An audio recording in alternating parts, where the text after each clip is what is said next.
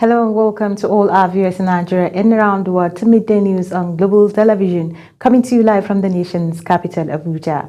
I am Sadia Yakubu. A quick reminder that Global Television is on DSTV, channel 365 and Star Times, channels 276. And now the news in details. The Nigerian Association of Resident Doctors has issued a warning that it would resume a total, indefinite and comprehensive strike if the federal government fails to implement agreed upon demands within 4 weeks. The announcement was made in a communique issued at the end of the NAS Extraordinary National Executive Council meeting signed by its president, Dr. Muhammad Suleiman, Secretary General Dr. Shuaibu Ibrahim, and Publicity and Social Secretary Dr. Abdul Majid Ibrahim. The association had suspended its indefinite strike after 29 days of industrial action following the signing of a memorandum of understanding with the government.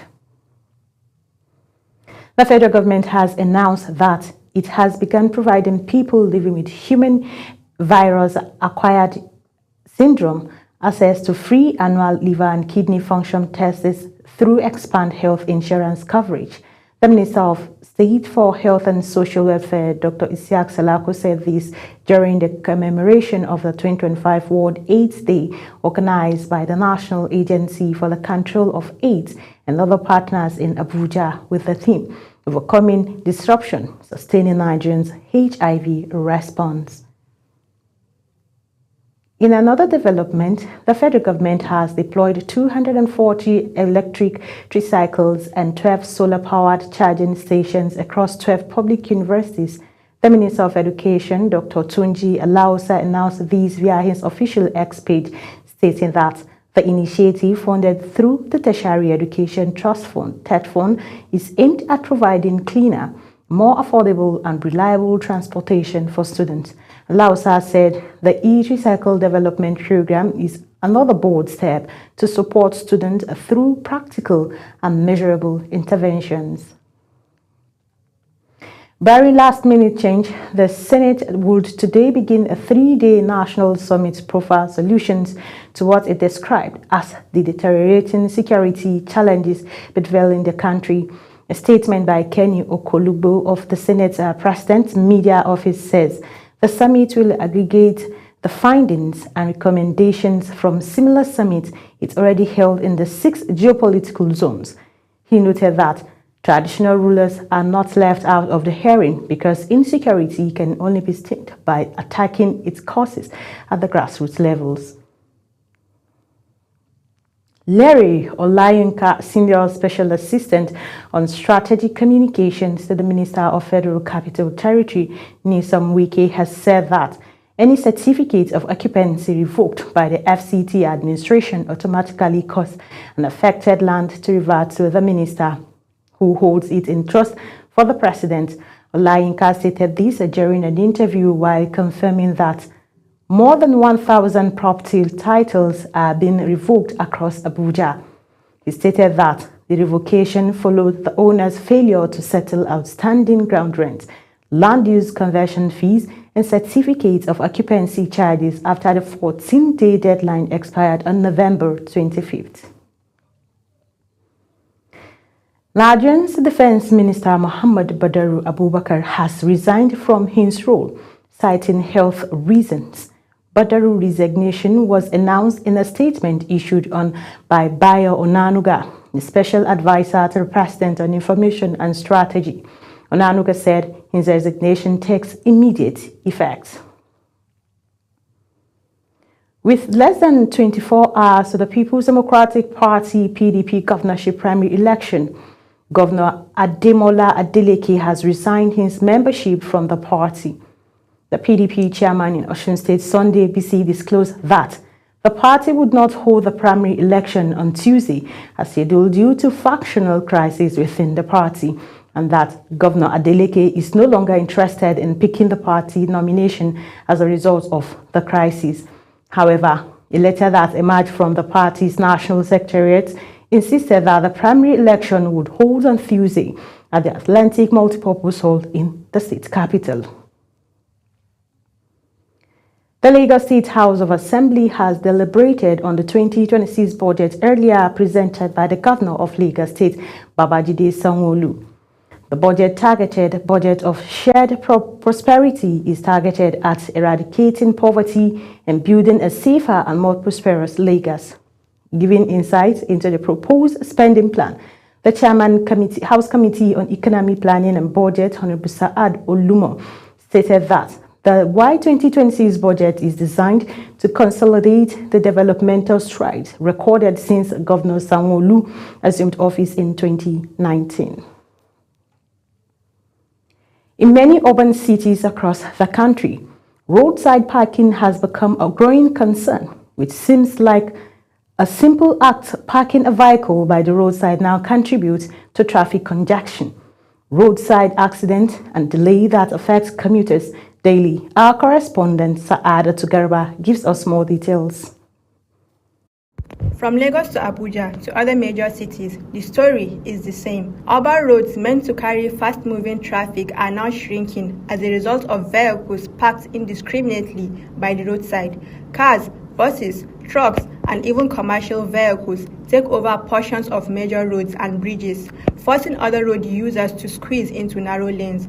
The result is longer travel times, increased road rage, and in some cases, avoidable accidents. On the issue of illegal parking in Abuja, I think we can do better.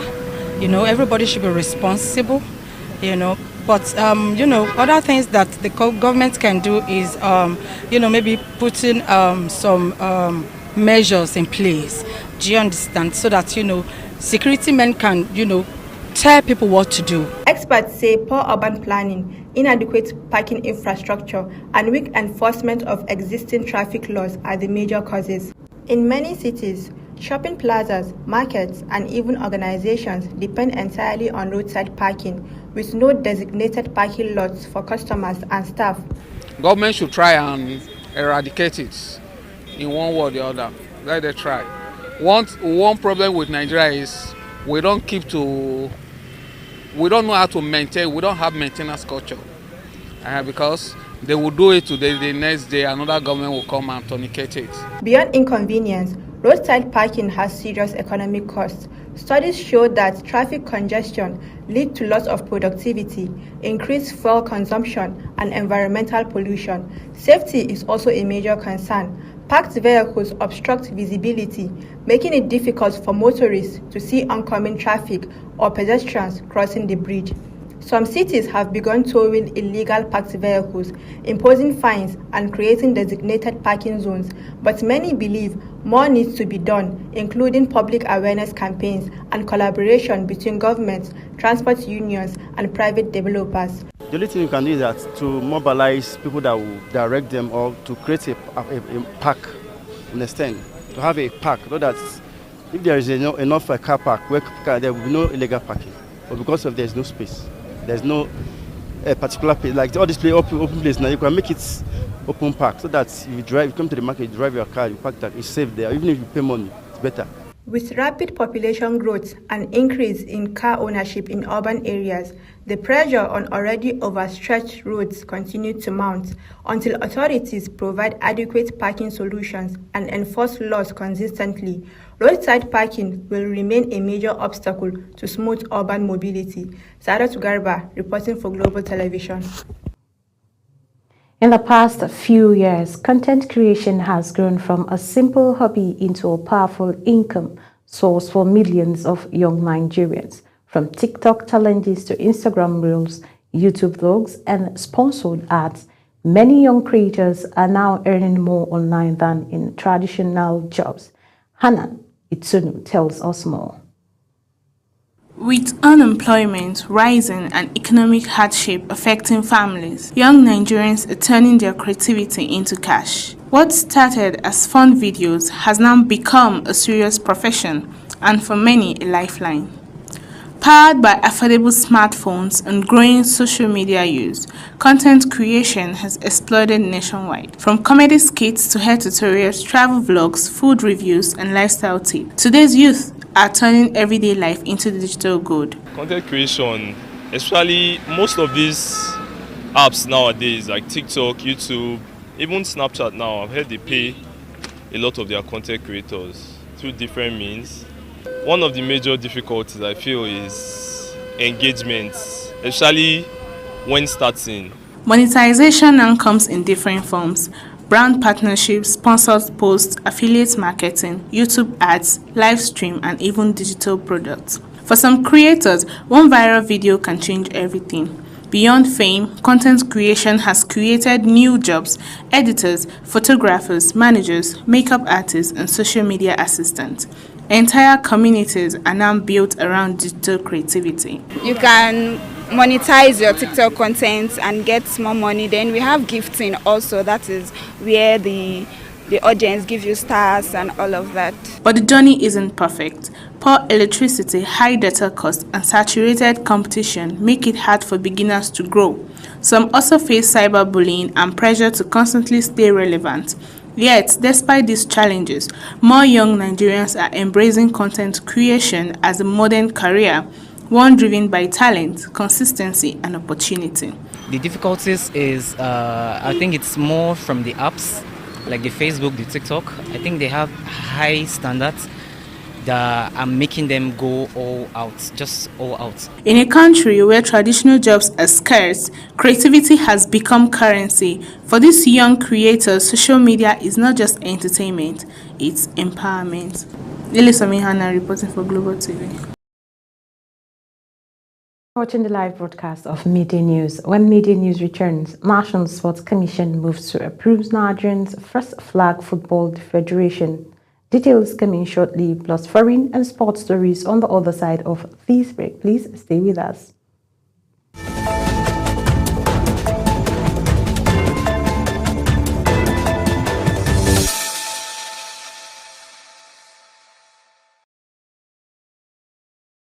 From that short break, in business news, the federal government, through the Nigerian Upstream Petroleum Regulatory Commission, has unveiled an ambitious plan to attract $10 billion in new investments and unlock up to 2 billion barrels of crude oil reserves through the newly commenced Nigerian 2025 petroleum licensing round. Unveiling the bid round in Abuja, the chief executive of the association, Benga Komolafe, said the exercise, covering 50 oil and gas blocks across onshore shallow water, frontier and deep water terrains, would help reverse declining exploration activities, expand resources, and boost national production. Komolafe said the round marks a major step in the country's push to revitalize exploration and boost long-term production capacity. Vice President Kashim Shettima has endorsed a proposal by Schoolnet India Limited and Learned Skills Limited to introduce their Kian Smart Class technology in Nigerian schools. Hosting the delegation from the Indian firms at the State House in Abuja, Shettima said the school-in-a-box solution, which deploys interactive smart boards, digital learning content, and AI-enabled teaching aids, could significantly strengthen teaching and learning across the country's primary and secondary schools. The Vice President described the innovation as a potentially transformative tool for basic education if adapted to local needs. Minister of Aviation and Aerospace Development Festus Kayamo has stated that the removal of taxes in the aviation sector cannot be decided by one individual, noting that such policies are subject to collective government approval and legislative review. Kayamo stated this at an event in Abuja celebrating 100 years of aviation in Nigeria, clarifying that despite industry pressure over multiple taxation, tax removal lies beyond the jurisdiction of the aviation minister alone. He stressed that statutory levies requires input from key institutions, including the Ministry of Finance, tax authorities, and the National Assembly. And on the foreign scene, the Democratic Republic of Congo has announced the end of its latest Ebola outbreak after no fewer cases were reported in the past 42 days. Congo's Health Minister Roger Kamba said a total of 53 confirmed cases, 4 to 5 deaths, and 11 probable cases were recorded during the country's 16th Ebola outbreak. Kamba said more than 47,500 people were vaccinated. The minister especially credited the frontline workers for helping to stem the outbreak.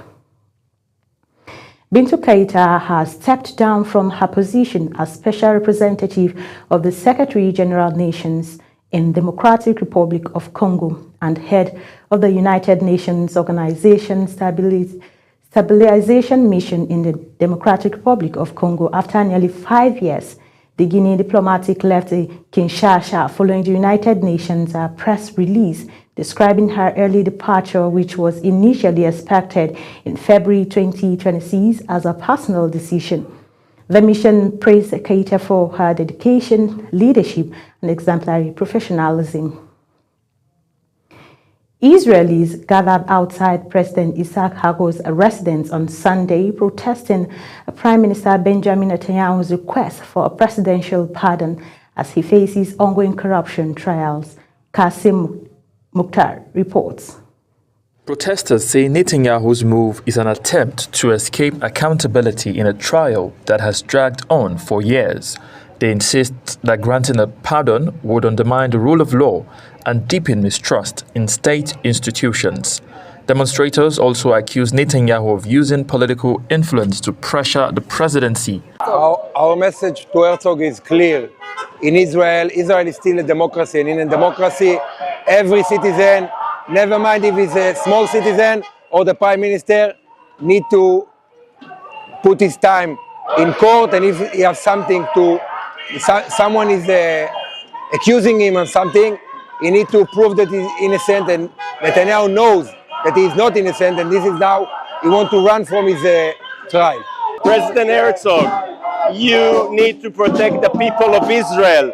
You do not need to protect the Prime Minister of Israel. Your job is to protect the Israeli democracy, the legacy, to protect us as a great nation. And if you will demolish law and order, this might be the end of the Israeli democracy. So we are here to explain Herzog that we are not going to accept that. We know that he is the weakest point in this chain. This is why Netanyahu approaches him. But he has to stand still for us, for our kids, and for the way that history is going to remember him. The rally has intensified public debate over whether the president should intervene in an unresolved legal process. Herzog is now under growing pressure as he considers the highly contentious request. Mukhtar Kasim, reporting for Global Television News. Commission NSC has announced plans to formally approve Nigeria's official flag football federation, with elections for new executive members expected to take place immediately after its inauguration. In a statement issued by the Special Assistant on Media to the NSC Director General Kola Daniel, the Commission clarified that no association, local or international, has previously been officially recognized to represent Nigeria in any flag football competition. The NSC emphasized that under Nigerian law, it has the statutory authorities to recognize, approve, and regulate sports federations, including those for flag football, saying that until now, no group has held the power to act on Nigerians' behalf in the sport. The Confederation of African Football, CAF, has organized a preparation course for referees elected for the 2025 African Cup of Nations. Referees, assistant referees, video assistant referees, and technical and physical instructors were part of the exercise which took place in Cairo, Egypt. CAF stated that the objective of the preparation course is to ensure the best possible preparation of officials before the start of the competition. That's it on Media News. A quick reminder that Global Television is on DSTV channel 365 and Star Times channels 276. Kindly follow us across all social media platforms now shown on your screen using Global TV NG. I am Sadia Yakubu saying thank you for watching.